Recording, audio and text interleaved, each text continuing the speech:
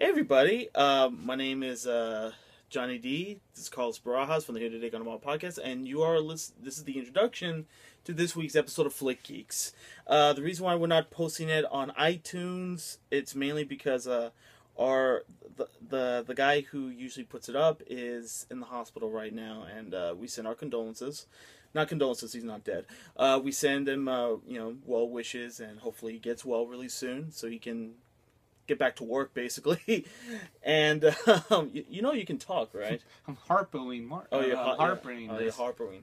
Now, okay, so this episode was going to be episode number 15, which is called Fuck Geeks, which is kind of an inside joke to us and the other Flick Geeks crew. But the reason why we called it Fuck Geeks is mainly because we talk. The main thing we talk about is Nymphomaniac. We review it, and Arlene, who is not here right now, who's on location or doing whatever, she's we talk about we review Nymphomaniac. We saw it only Volume 1. Volume 2 comes out this Friday, or today if anybody's watching it on this Friday. We also talk about, what else do we talk about? What did you see? I saw Muppets Most Wanted and Peabody and Sherman. You did? Yes. So you get to hear a review of those two films for that? So, you get your smut exploitation, and you get your family pictures. And you got your mutt. Yeah. Mutt-sploitation. Yeah. And then you get, your family pictures, for kids. For kids. For kids. And then we actually talk about, and then the movie news, we talk about Paul Walker CG head. They're going to use a CG head for Fast and Furious 7. More on that when you listen to the podcast. What else do we talk about? We talk about, Chris Evans might be quitting acting after his Marvel contract ends. Oh no. What's going to happen, dude? So we talk about Fast and Furious getting head, Captain America possibly retiring, Blonde Indy. Oh, actually, we don't talk about that because that rumor is dead. The day after we recorded it, I saw in the they shot down that rumor. They shot down as I told you. /film.com took down the rumor saying it's not true. There is no new Indy. No new casting indie. Right. What else? What do we finally talk about? We talk about something else. You know what? Trailer Roundup. We talk about Days of Future Past. The new trailer came out, and finally we proved to everyone that you are Hercules. I am not Hercules, surprisingly. And is The Rock Hercules? The Rock is Hercules, and we talk about that in Trailer Roundup because the new trailer for Hercules came out. And also, we want to let everybody know the beginning and end song, the intro and the outro to this week's episode of Flick Geeks is brought to you by Young, Beautiful, in a Hurry. Their new album, Royalty, just came out this week. It's a fantastic album. There's plenty of songs like Stuck on a Girl. Stuck on a girl without love, without mercy. Stuck all alone Royalty, in the heart. title track. We are royalty, we are royalty. And then the song, Okay. And the song that we actually used for this episode is called Hot Mess, which is kind of segues into Nymphomaniac and all that. So maybe that's the reason why we chose that song. But it's a really good album. You guys should check it out. You can also go to their website, youngbeautifulinahurry.com. You can they have all their dates where they're gonna play next. They have photos, music videos. They had music videos to a Queen cover, Don't Stop Me Now, and Stuck on a Girl. And then you can also like them on Facebook, Twitter at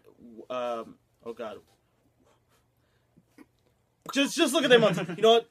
See that bottom right there? That's where you can follow them on Twitter, and then you can follow them on Instagram and all these other great social media sites. But great band, like I said, go check them out. The album is available on iTunes and wherever digital media site is available, I believe. Right. So without further ado, check out this week's episode of Flick Geeks.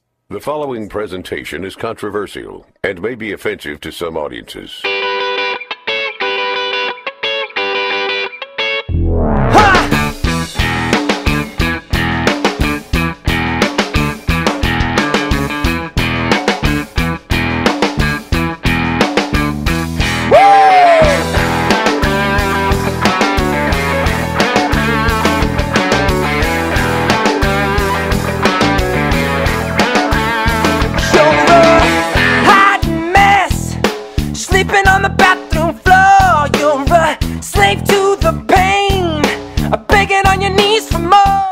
everybody, welcome to another episode of the Flick Geeks podcast. I'm your host, Johnny D, and there's always fun to hear today on our podcast called Barajas.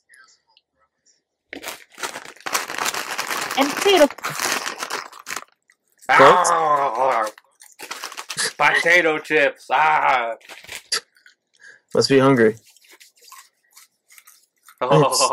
Potato chip.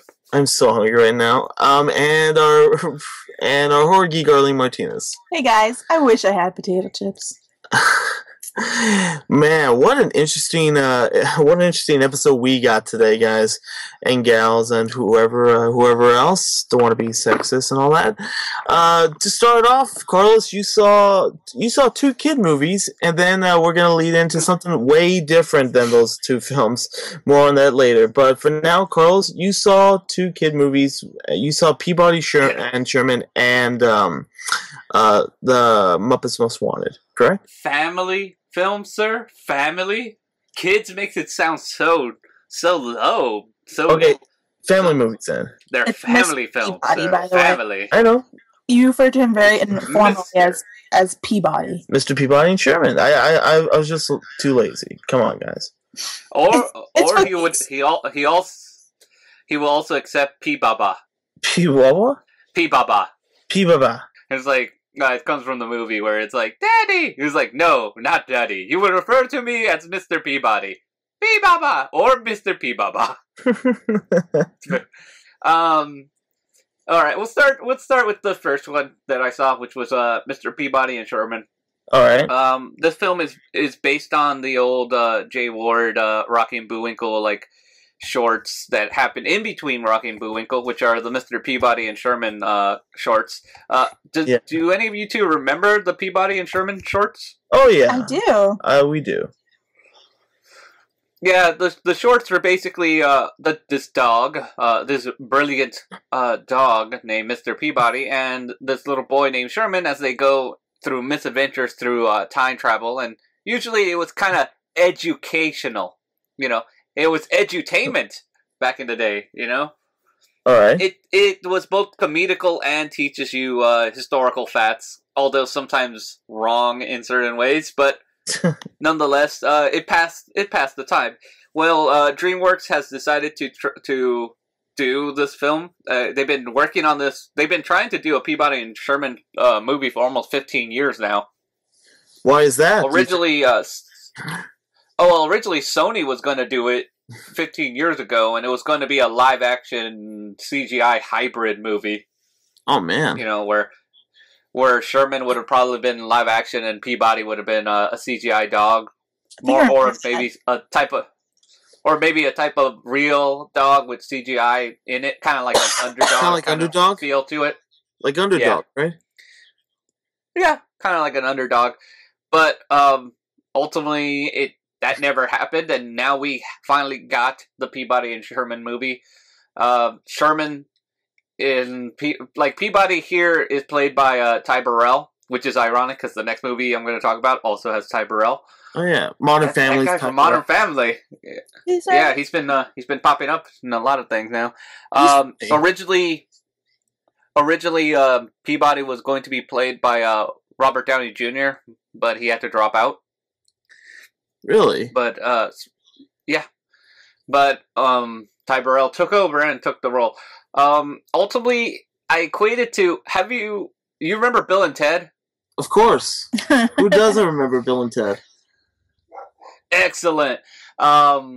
It's basically, I say it like this, if you enjoyed Bill and Ted, Excellent Adventure, you may enjoy this movie, because it basically reminds me of Bill and Ted, but without George Carlin. Which really is kind of disappointing there. But, is it a great movie? Not really. Is it a terrible movie? No, it's not a terrible movie. It's an entertaining film.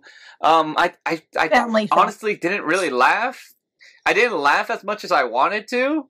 I feel the it's entertaining, but the real comedy is far from in between. The trailer seemed funny. It'll keep you. Really, because even the trailers, I only laughed once in the trailer.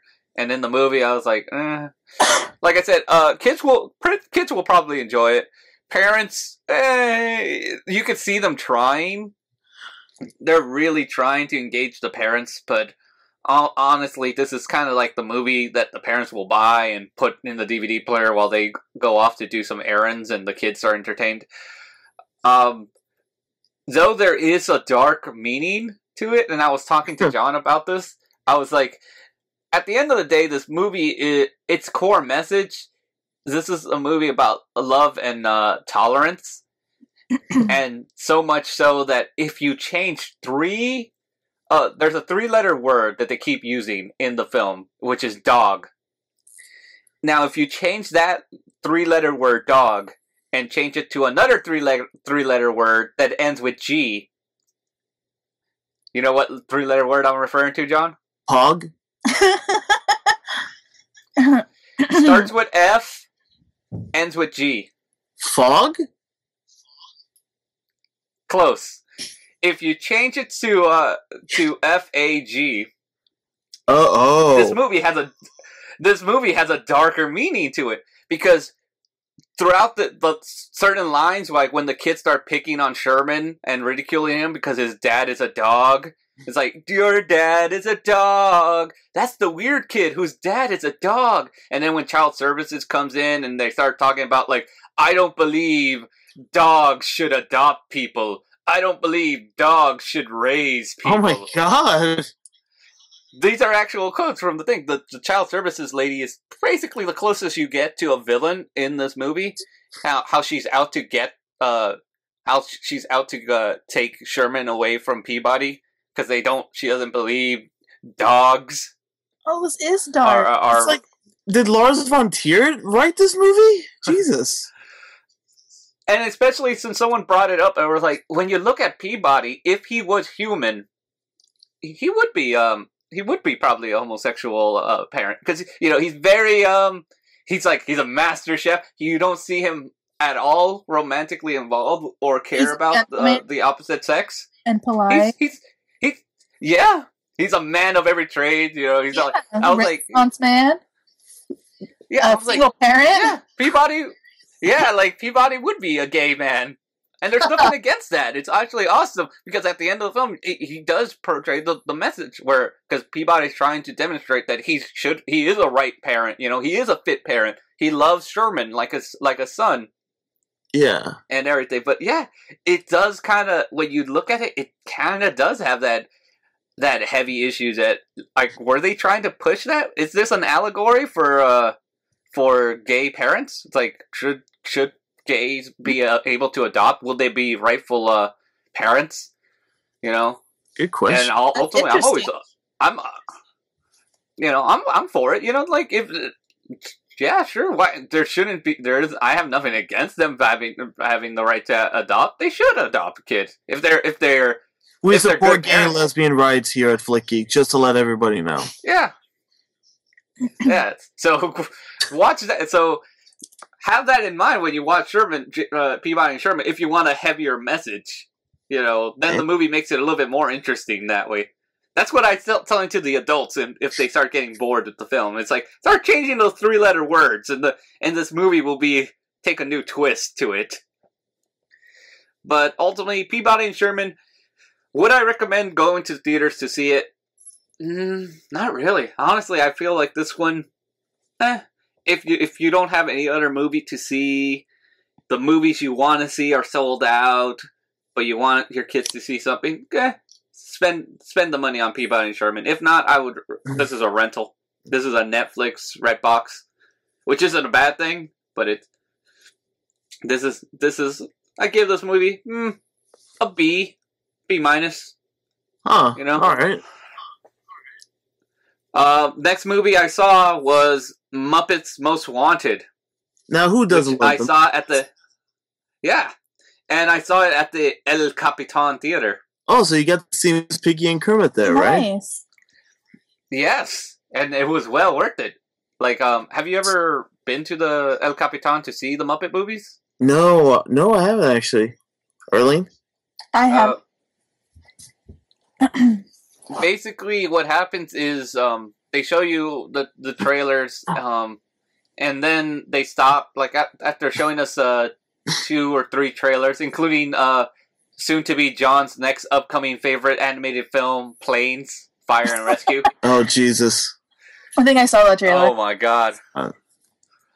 It was so like, what was that? Was that like Nickelback or something singing throughout that song? It was like, I know, right? I'll rescue Sorry. you. It was like, it just felt like such a heavy-handed thing. And then I was like, oh, I get that joke where he rescues a John Deere tractor in the forest because he's a deer. Get it? John Deere. I was like, this thing should not be. But anyway, yeah, the way it's set up, you see the couple of trailers, and then the curtain rises, and Miss Piggy and Kermit live. The Muppets are there on stage, so you get to see the actual Muppets, perform like a little skit. Yeah, so it's like that's what you paid that extra $5 for, so you could see, because it was $15. So you can see the Muppets live in front of you and interact and wave and everything. You know what? It's worth They just basically, yeah, and they basically sing a few numbers, Rainbow Connection, and ultimately the big showstopper ending is they sing Menomina. Nah. And It's like the first one, yeah. What the best thing about that skit is while they're singing it, ultimately, like, the ushers come by and they start throwing, like, inflatable beach balls into the audience. So we start batting the balls away. They're like, yeah, giant beach ball!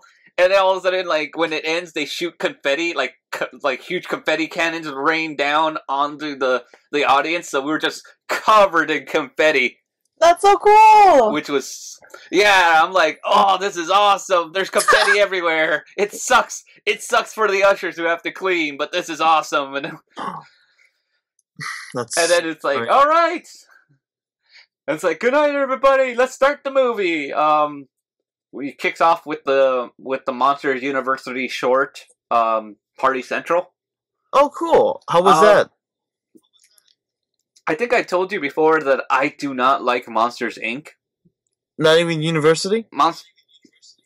I'll get there. Like, Monsters, Inc. to me is one of my least favorite Pixar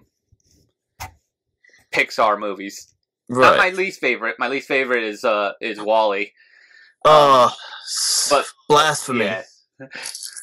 Yeah, screw you. All right, but Monsters Inc. is my second least favorite Pixar movie. I don't count Cars 2 because I don't even think that should exist. But no, Cars is not. But Cars 2. Cars 1 was good. Cars 2, Dude. no. Cars 2, the accident.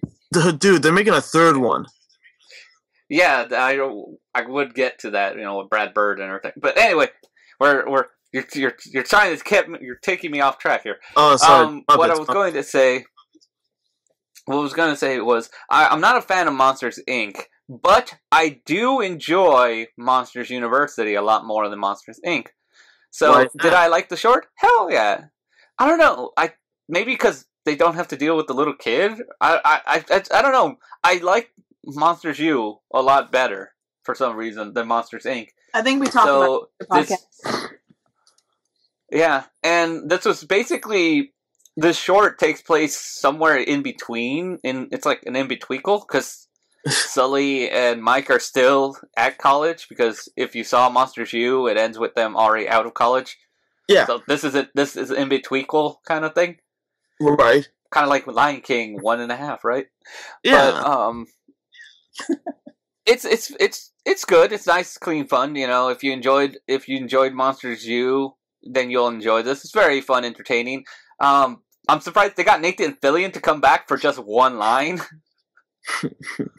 which I thought was fun. I was like, hey, they got him to just come back and say, where's the party? Yeah, really good. Like the short. In fact, it was funny because I was seeing it with a couple of my friends, and they don't like Monsters Inc. Also, they don't like Monsters Inc. They haven't seen Monsters U. So when the little short started, I could hear them go like, "Oh no, I hate Monsters Inc." I could hear them say that. But then as the short went on, I could hear them laughing, so they were enjoying it. But okay, on to the Muppets Most Wanted, or we're making a sequel. I enjoyed this movie. Is this movie as good as the last one, the 2011? Is it? Or no, was it 2012? Was it 2011? 2012, yeah, 2011. Is it as good as 2012? No. This is basically the Great Muppet Caper to the Muppet movie. You know how the Great Muppet Caper was not as good as the Muppet movie. This is the same thing. This is the equivalent of the Great Muppet Caper, where it's not as good. It doesn't have the heart and the message. You know, there is no Man or a Muppet song.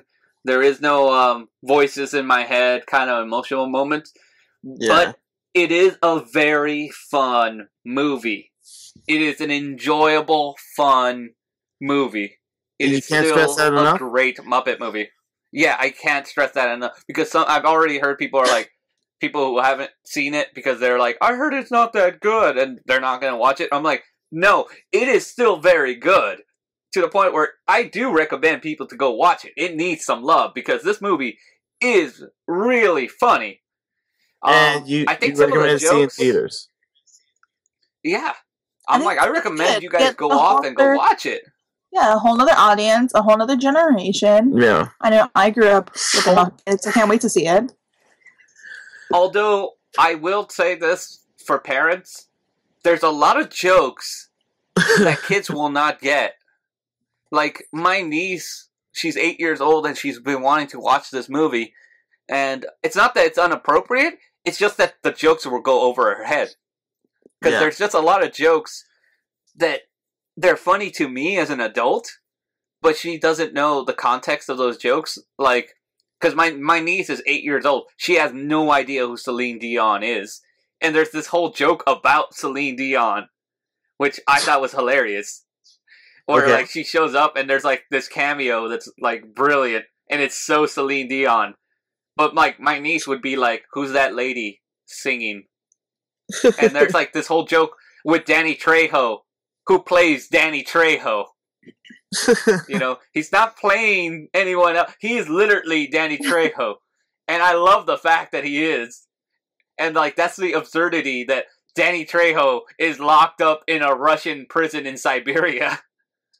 Of all places. And, like, of all places, because there's, like, a part where Tina Fey, she's the prison warden, and she's, like, calling lights out and saying goodnight to all the prisoners. So she's like, good night, and she's saying the names of prisoners, like, good night, Chainface, good night, Killer, good night, Mangler, good night, Danny Trejo, and then Danny Trejo's like, good night.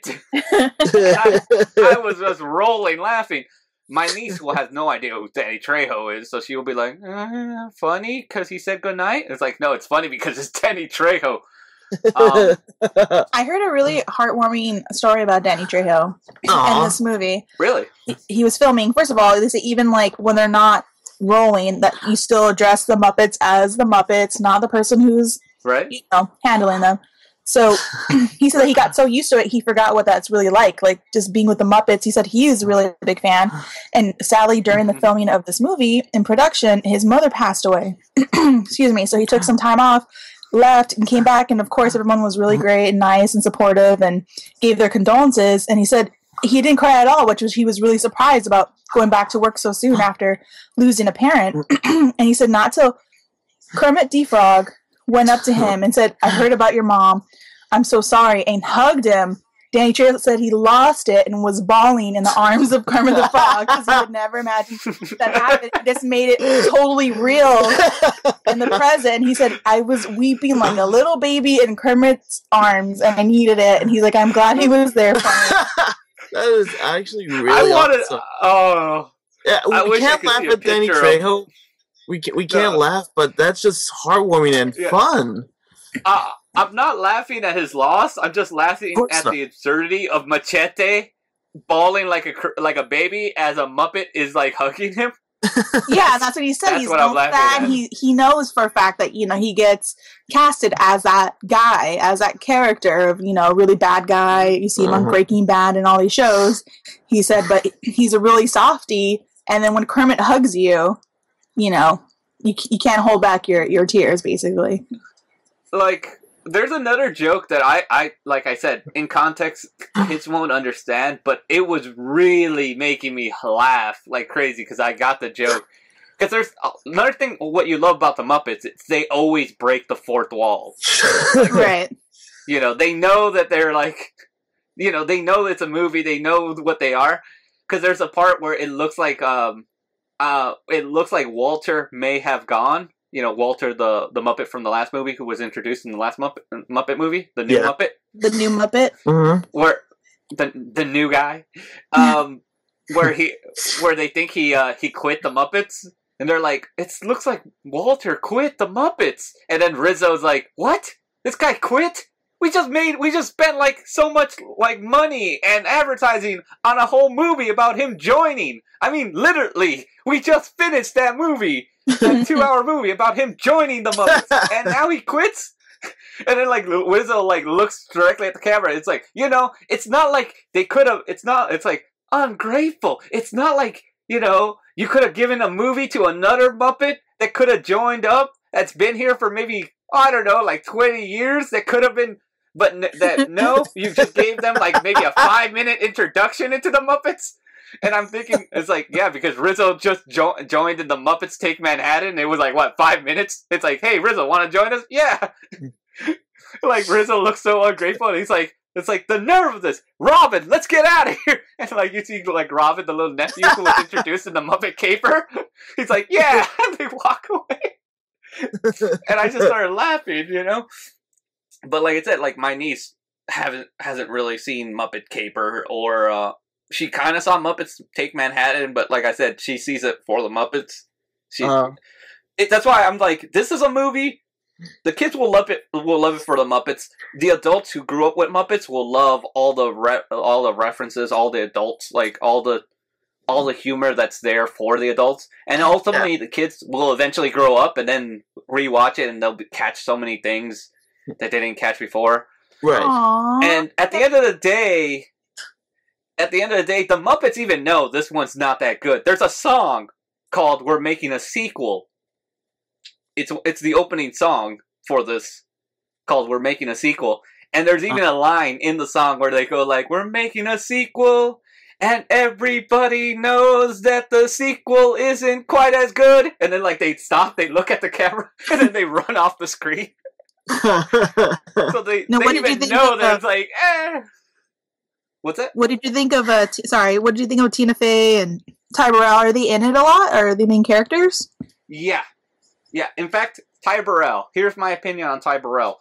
I believe they should actually fire Steve Martin as Inspector Clouseau and replace him with Ty Burrell, because Ty Burrell is just playing the Pink Panther so well, because he plays like this Interpol like agent, and he is basically dead on playing Inspector Clouseau.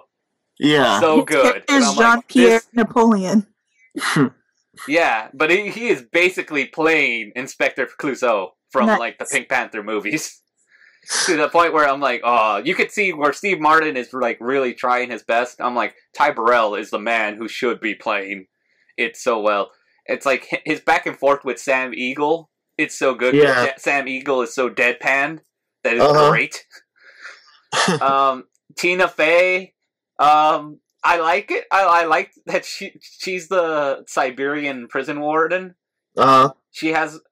The songs are very memorable. They're not as great as Man of Muppet or Voices in My Head, but they're very catchy. Okay. And she has like a whole number called Welcome to the Big House. Which is kind of a nice show tune kind of a song, where she's basically singing it like a Las Vegas showgirl, singing about a terrible prison. like showing you the gruel, and it's such a great song. There's my favorite song in the whole thing is "I'll Give You What You Need," which is sung by Constantine, the evil Muppet. Okay. And it's like totally disco kind of a Xanadu kind of song. Oh, okay. They just released a music video which was sung by Brett McKenzie, who Oscar-winning Brett McKenzie. Yeah, because like someone was telling me today that it was like, oh, I didn't like the songs. They only had one good song, and I was like, really, which one? And that person in my class was telling me he was like he liked the Interrogation song, which is the Ty Burrell Sam Eagle song. And I was like, really?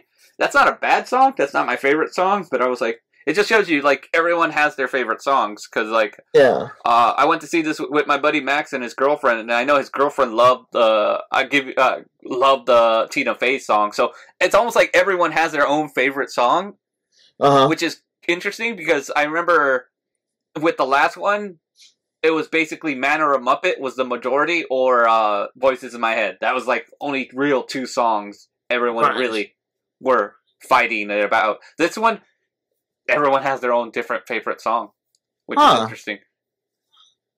There is no one song that's like, this is the song that's going to win them an Oscar. Ultimately, I don't think any of these songs are as strong enough to be nominated for an Oscar, but they're enjoyable songs. They're on my iPod, and I listened to them today on my way to class and on my way back. Right.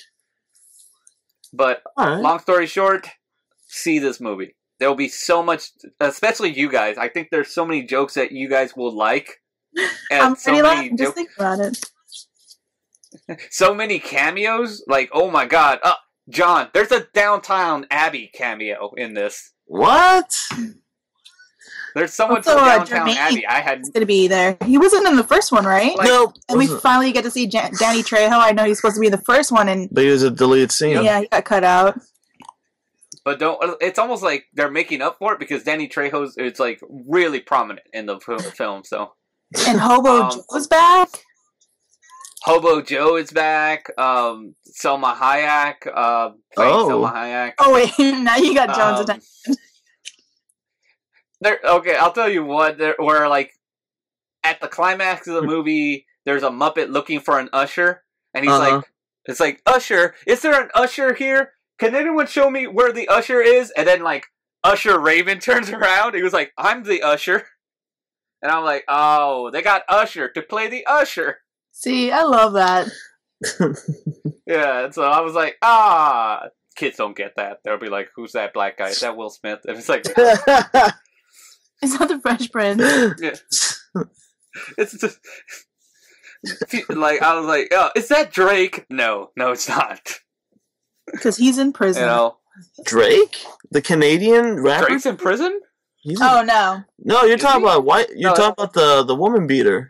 Oh my gosh. Yeah, you're talking about Chris Brown. Oh, he's in prison again. Yeah, he's in prison. Good. Sorry, Here's my point. Does not condone violence against women, but Flickies does condone violence against Chris Brown. Yes. Exactly. Thank you, Carlos, for summing that up. Anyway, so Muppets, go see it. Muppets, go see it. Peabody and Sherman, wait till DVD. So our next film we're going to be talking about is going to be the complete opposite of what these two films were. I'm talking about the only Lars von Trier's Nymphomaniac Volume 1, which Volume 2 comes out in theaters this week. But let's talk about Part 1, shall we? No. Arlene, you saw it too, right? I wasn't expecting it to be like going into it. It was going to be cut up into 2 parts. I really thought it was going to be like a super long movie because I know he said he had a lot of footage for this. Oh, there's more footage to this? Yeah. Oh, yeah. He's known for like super long movies. Like, I mean, I've only seen a few Lars von Trier films, but I already know that they're depressing. 2, well... Like what? What have you seen? I've seen Melancholy, and that's probably... I consider it the worst movie of 2012. You didn't see Dancer in the Dark? I did see Dancer in the Dark. It's an okay film. Antichrist? I mean, best thing is the music. Antichrist, too depressing. Way too depressing. But this one has a lot of character and a lot more. Way more. You know what? It wasn't that bad. Okay, so let's talk about. That's not bad. Let's explain what it's about. Okay. Sorry. Go ahead, Arlene. Go ahead. There's sex involved, people. Yes, sex, and it's freaking John out. Not a lot. I mean, it's the tale. Okay, so this girl tells like her story, and most of the film is her name is Jo. It recounts like all her sexual conquests, and she's explaining to like a total stranger basically that she's a nymphomaniac and why she thinks she became one, and when she realized she was one, and how she deals with it, and how she feels bad for herself basically. But she meets Stellan Skarsgård just out of nowhere, who is a Lars von Trier regular, and it's mostly flashbacks. Okay, there are some sex scenes. Yes, sex. John, calm down. It's pretty explicit, like a lot more explicit than I. And there was lots of rumors. He is a controversial director. There was rumors that people were actually having sex on scene. And that was fucking Shia LaBeouf's mistake. He said that it was going to be all actors having sex with each other, but knowing Shia, it's total bull. Well, no one could get a direct answer about that because I don't know if you guys know about Lars von Trier. He has made a statement that he'll never speak to the public ever, not even about his own films. I thought it was the press. No, but he won't talk to anybody about it. He just like lets you just watch it and deal with it, and he won't have a conversation about his work, which is very interesting for a director. Right. So I think after he felt like he was berated by the press about one of his movies, about his comments, he just said the Nazi comment. So anyway, so no one knew, and Shia LaBeouf going out there and just talking about it, they thought that was just like a publicity stunt because obviously the director was going to go out to promote his own movie. So it was just a bunch of drama that they think Shia LaBeouf was in cahoots with Lars von Trier. Cahoots? Yeah, I said cahoots. Wow. I'm bringing it back. You bring cahoots back. So there are it's body doubles, and I think it's there's a long montage of the main character Jo just having sex. She said like 10 times a day with just strangers. She only had sex with them once, and there was this long montage. And other than that, I think it's the most tame of his movies. There was like 20 seconds of cocks. Now, I mean, that's way too much cocks for me. Too many dicks on the dance floor. I mean, Jesus. There's never too many dicks for Johnny D. Thanks, Carlos. Except for this movie, I think it was just in his face. I mean, thank God this wasn't a 3D movie. Or smell-o-vision. Or smell-o-vision. And that has blue dick. Oh my God. That's true, John. It was ginormous. And that was literally in your face. I think it's for people that want to see something that's a little different, not a reboot or a remake or any of those movies. It has a lot of great actors. Oh yeah, there's a lot. Uma Thurman, Christian Slater. Uma Thurman, Christian Slater, Shia LaBeouf. Charlotte Gainsbourg is the lead character. I don't find her hot. She's not supposed to be hot. It's just she's telling a story. She's not just because she's having sex doesn't mean she's a sex symbol for the movie. She's supposed to be an average person. I will say this though: some of the characters, like Shia LaBeouf. Oh, let's talk about the accents. He had his accent not only came and went, but it also changed it up. I wasn't sure. Like he really confused me who his character was. I thought he was for Australian for a second, or Irish, or British. I just wasn't sure. It was really confusing because the movie is in flashbacks, and then it's current time, and the story is told out of order. Like we said, it's a 2-part series, so it is real confusing when his accent, he can't keep it straight. Right. Oh, what else? Oh, and Christian Slater plays Joe's dad, and basically he's supposed to be British too, but he I don't know. It's weird. All the American actors had the worst British accents in this movie for some reason. And they're supposed to be actors. They're supposed to be good at this. Didn't they have, like, dialect coaches or something? I'm sure they did. Or maybe they didn't take advantage of that. Probably. But the one actress I want to talk about in this film, it has nothing to do with nudity or sex. It has to do with her exquisite acting in this movie. And I'm talking about Uma Thurman. Uma Thurman plays, what's it called? A now ex-wife of this of a guy who kind of ran off with young Joe in the movie, and she wanted to come inside the house. Well, actually, the young Joe invited her inside the house, and she's like, basically like, she's just acting like a crazy biatch. Okay, she's upset that her husband just left her for this young woman. But Uma Thurman's character even takes her 3 young children to the house, and there's a point in the scene where bed. She's just freaking out, and I don't know if this is the director's decision or her decision. It's Uma Thurman's decision. She doesn't deliver any lines. She just goes around the house and just screeching. Ah! That's exactly how it was. It's over the top. Like, she was chewing the scenery up in her whole time in that scene.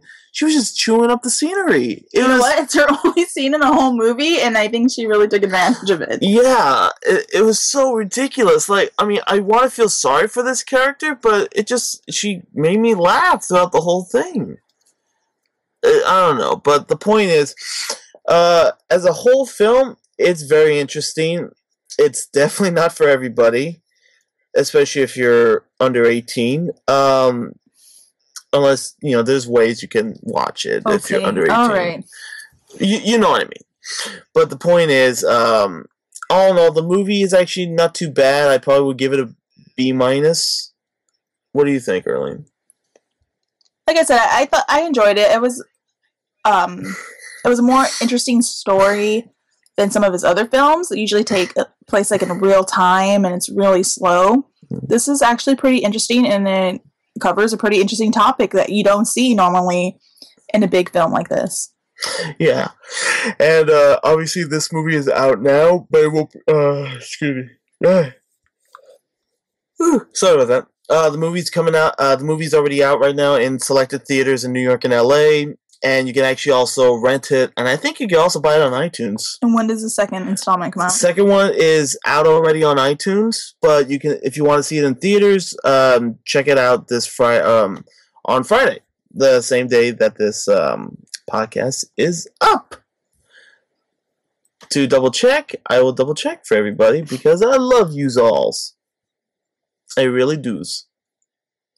Really, really, really do's. Okay. Oh, here we go. Yeah, it's out on iTunes right now for rental. You can't buy it, obviously.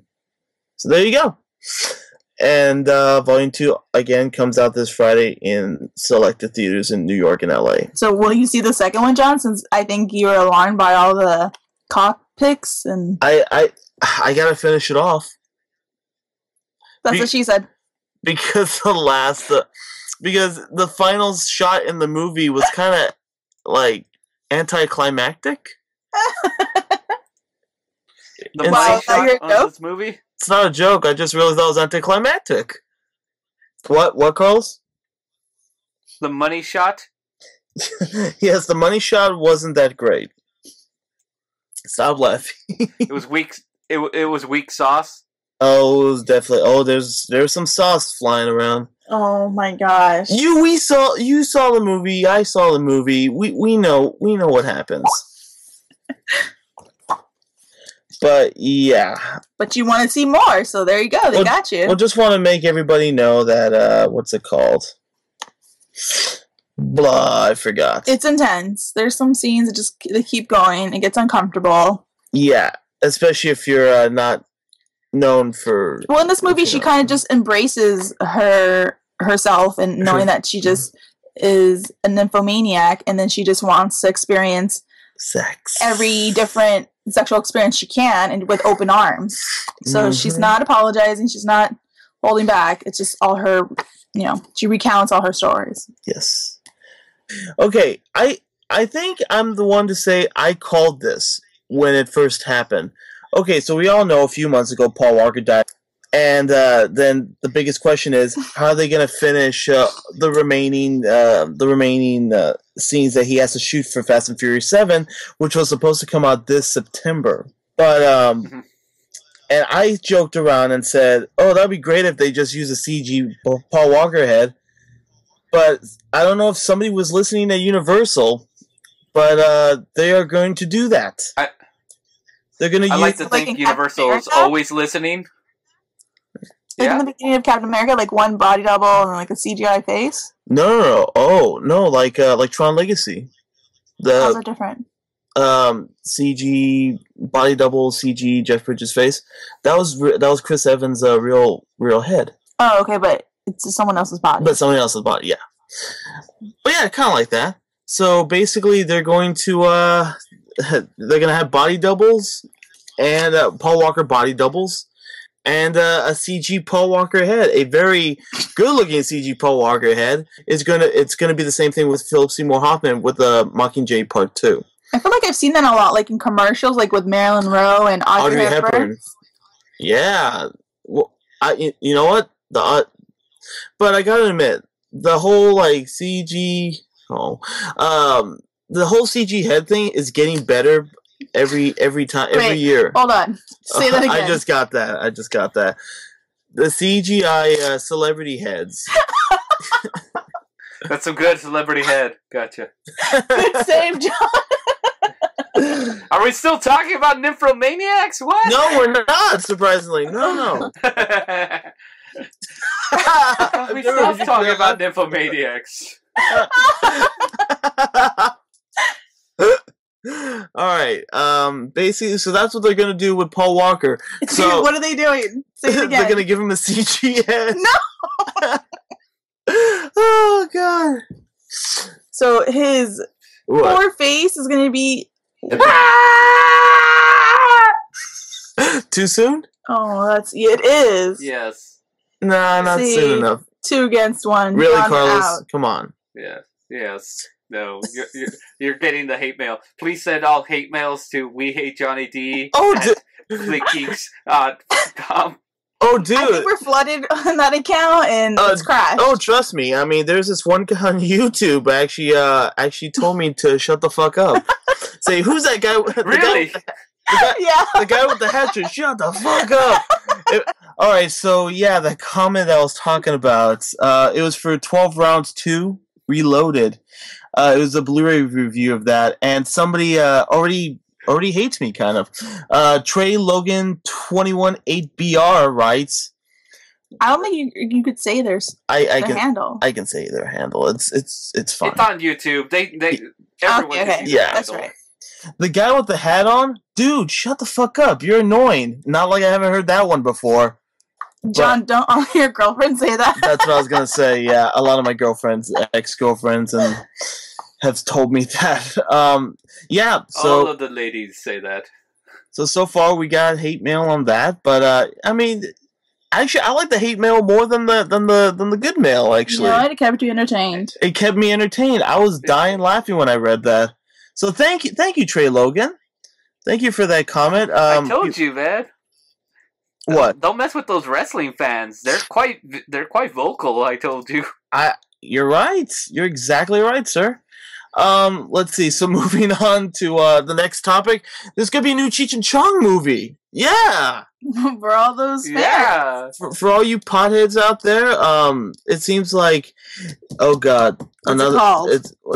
There's no name for it yet. But the guy who's co-writing it, who's writing the script, is Jay.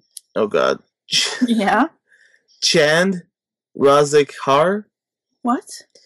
He's the guy who's directed all the Broken Lizard movies, Club Dread, Super Troopers. Mm-hmm. He also directed the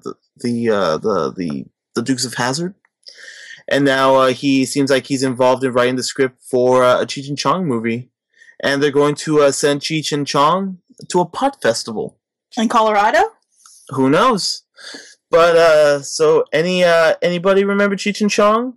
Or were we all too young for it? I mean, not that we're listening to the records or anything, but I think we've all seen the movies by now. Yeah, I'm pretty sure. Carlos? Yeah, Up in Smoke, the next movie, I've seen them.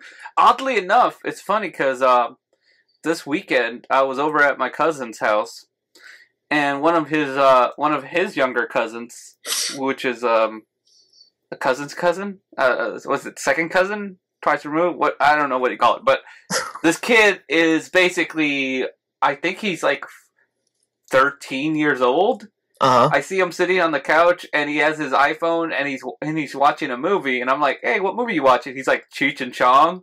I was like, what? He's like, yeah, I'm watching Cheech. I'm like, you're like 13 years old. You're watching Cheech and Chong? He's like, yeah. I'm like, of all the movies, why Cheech and Chong? He's like, I don't know. It's kind of funny. I'm like, okay. I didn't know kids nowadays watch Cheech and Chong. He's like, I don't know. I just needed a movie. I downloaded this one. It was maybe and he was like, yeah, an animated movie. Oh, the Cheech and Chong animated. No, it was no. I saw it was the live action. It was like one of the old Cheech and Chong movies. Maybe brought some new customers. Well, yeah, the world tour that they shot for for Blu-ray and DVD. They actually it was theatrical, I think, right? Limited release, but that's what probably because they had a whole tour. Remember? So yeah, I just thought that was pretty odd. I was like, huh? The kids, the kids nowadays, man, there's an audience for the Cheech and Chong. But it seems like, actually there's more information on this script from celebstoner.com. I'm not joking. The writer is working on a script right now for Cheech and Chong. We have some, we've had some meetings. It looks really good, looks really funny. This is obviously, Cheech and Chong talking about it. It will be about us going to a festival called The Burning Joint. All sorts of shenanigans happen. It's going to be a lot of fun. And then they added, they came to us with a rough idea, and now they're fleshing it out, making it into a budgetable script we could start shooting this summer. So, I mean, new Cheech and Chong movie. They've been actually trying to get that rolling for a long time, before Tommy Chong went to prison at that time. But yeah, I still have a free Chong T-shirt. You have a free Tommy Chong T-shirt? Yes. Such a very nice answer. Anyway, so and then I think I got it from like Goodwill or something. Oh, but our final movie news comes from Variety.com. They interviewed Captain America himself, Chris Evans, and supposedly, after Chris Evans' Marvel contract is done, he will not be acting anymore. This is his straight up quote. I've known for a while I want to direct, but time never really opens up. There's another movie to do. There's another acting job. It just got to a point where I was like, you know what? I have to do this. If I'm acting at all, it's going to be under Marvel contract, or I'm going to be directing. I can't see myself pursuing acting strictly outside of what I'm contractually obligated to do. So yeah, seems like after Steve Rogers dying in Avengers 2, it seems like he won't be doing any more movies. I say that the reason why is because there's a rumor going around saying that there's supposed to be a big death in the Avengers Age of Ultron, and some of my closest comic geeks have been saying that it could be Steve Rogers, aka Captain America, and it'll move on to Bucky as Captain America. Carlos? But what do you want me to say? Right? It is accurate. Like, Bucky did take over for Cap in the comics, so... So do you think they could use that for the second movie? I kind of know what happens in the second movie, so I kind of got spoiled. Am I hot or cold?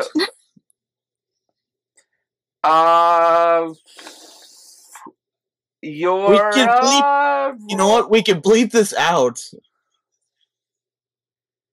Okay, like, I know the two scenes after the credits of the Captain America movies. Yeah, dude, we can bleep this all out. Bleep this! They're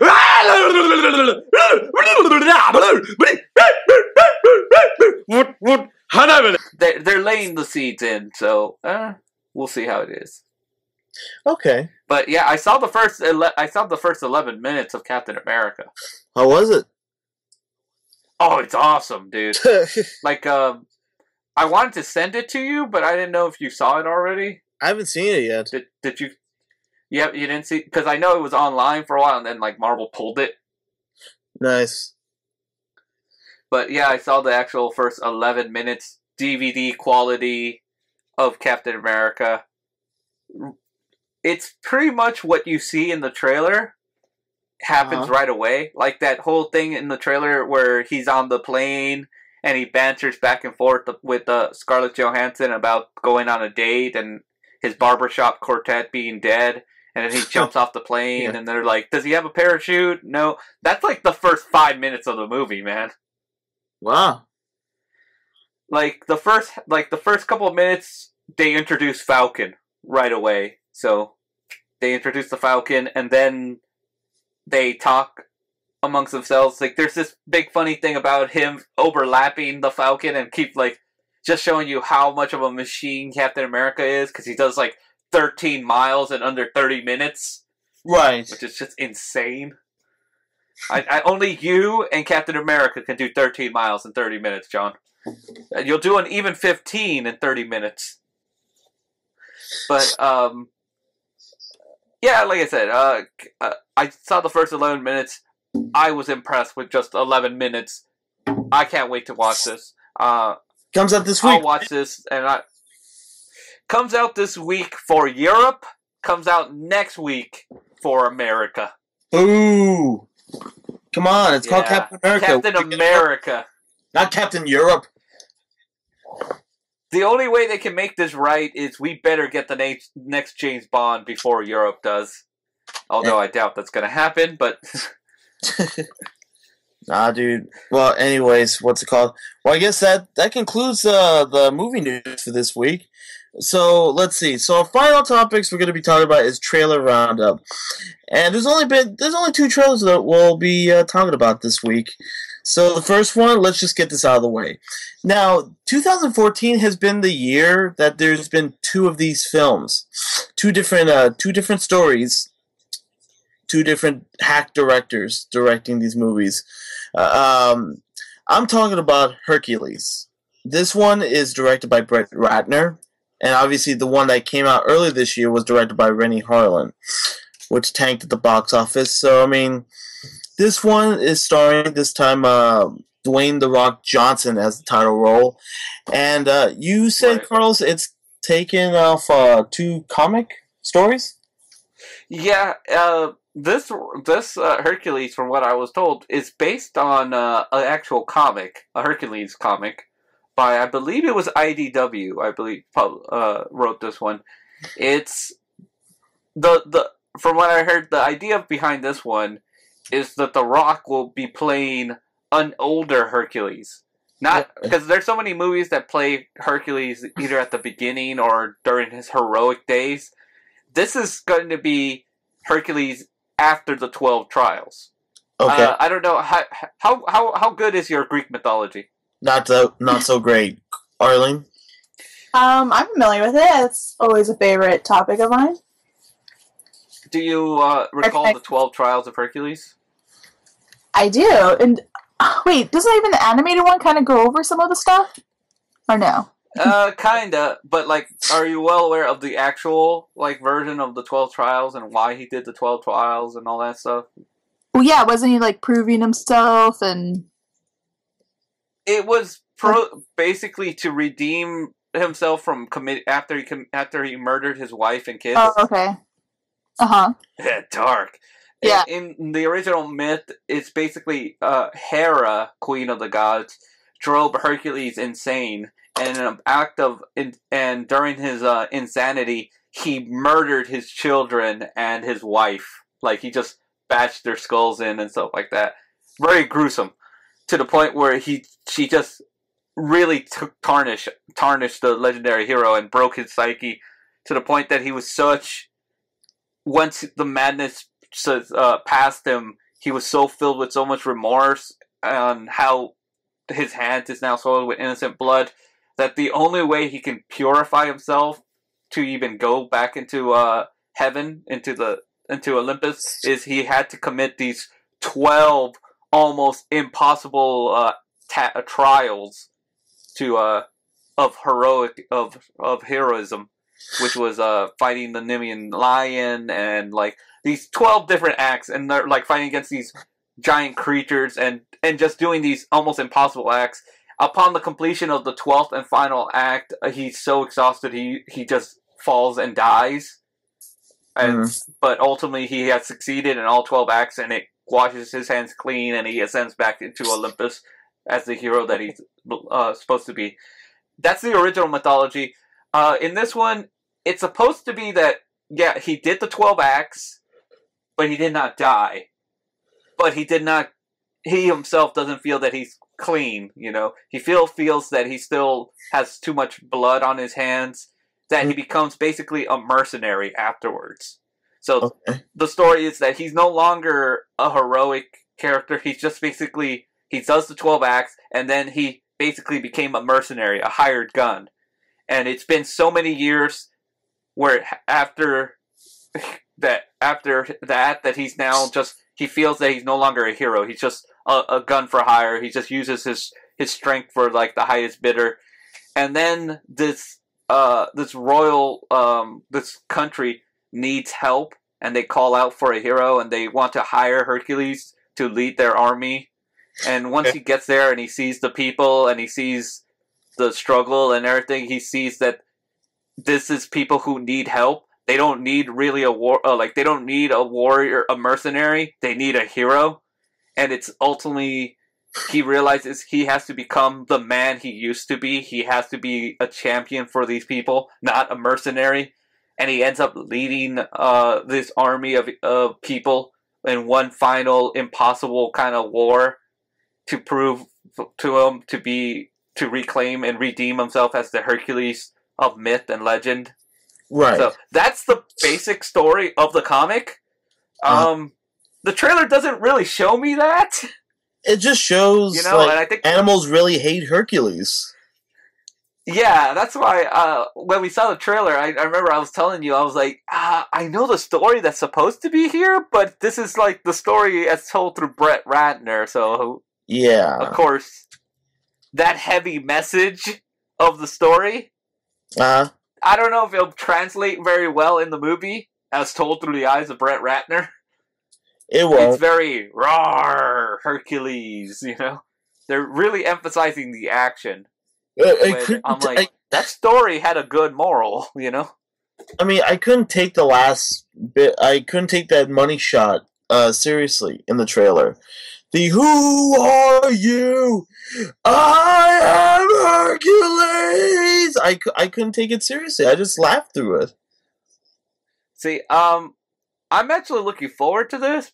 I'm not going to watch it in theaters, but I will. I do want to watch this Hercules compared to the last one. The last one, I didn't care at all. This one at least has the one starring that blonde dude from Twilight. Yeah, and directed by... I don't know his name, but I know... Kellen Lutz? Sure. Yeah, that guy. Sure.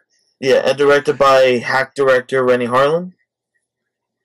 You know, the thing about this Hercules movie is it does have Dwayne "The Rock" Johnson, who just oozes with charisma to the point where you just enjoy it. So, and that's one thing I'm going to give Brett Ratner's films, that his movies basically suck, but his the actors he gets, like Jackie Chan and Rush Hour, they're so good. You watch it for Jackie Chan. You know, you watch it for the enjoyment of Jackie Chan. True. Like, you know the movie sucks, but Jackie's what gets you into the door, and that's why you're enjoying it. You're not liking it for Chris Tucker, you're liking it for Jackie Chan. Right. I feel this is going to be the same thing where it's The Rock who's getting me into the door. It's not because it's Brett Ratner, it's not because there's action, it's because of The Rock. To the point where if you didn't have The Rock, if you had, what's his name, the dude from Twilight, you just said? Arlene? Kellen Lutz. Yeah, if you had that guy playing Hercules in this movie, I wouldn't watch it. But because you have Dwayne "The Rock" Johnson playing the Hercules in a Brett Ratner film, I'm more willing to watch it. Right. Right. You know? But yeah, I'm not expecting masterpiece. Yeah, I wait to DVD to watch this. Yeah, it's a direct DVD movie, and I mean, yeah, the trailer did not impress me. You know, it's not at all. I think it comes out in April. Comes out in July. Comes out this July. Is there another trailer you want to talk about? Yeah, the final one actually is going to be X-Men: Days of Future Past. Now that's a trailer. That is a trailer, dude. Epic of epicness proportions. Damn right it is. Yeah. I mean, you see everything. You even see Peter Dinklage. Come on, man. Who does with not love a 70s porn stash mainly? You and porn now, John. Well, Lars von Trier kind of did something to me. But who does not like some Dinklage with some stash? I know, right? Gotta love the dink. That's how we all should have our Dinklage, with a stash included. But what's it called? What a fake laugh. Oh, it's not fake. Anyways, yeah, dude, it had a lot of good stuff. Had a lot of good action. Just everything about it just was amazing. I thought. Just everything. I thought everything looked amazing. What do you think?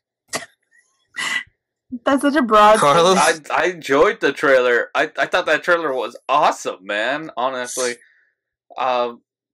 really want to watch this movie. I'm actually looking forward to this film. I expect greatness from it. And in fact, in a way, maybe I didn't like that it showed me way too much. Hopefully they haven't showed me all the good parts, but from all the parts that I've seen, it looks like a good movie. This looks like the culmination of basically everything we've been building up with the X-Men movies. Right. From the Sentinels to the characters from First Class. This is going to be an X-Men movie that we all hopefully. This is great because I was like, honestly, I hated X-Men 3 talking about Brett Ratner. It all ties in. Bad trailers and Brett Ratner. You know what, John? I own it. I have them all, actually, so. I mean... I know that was your question. I own them all, too. Huh?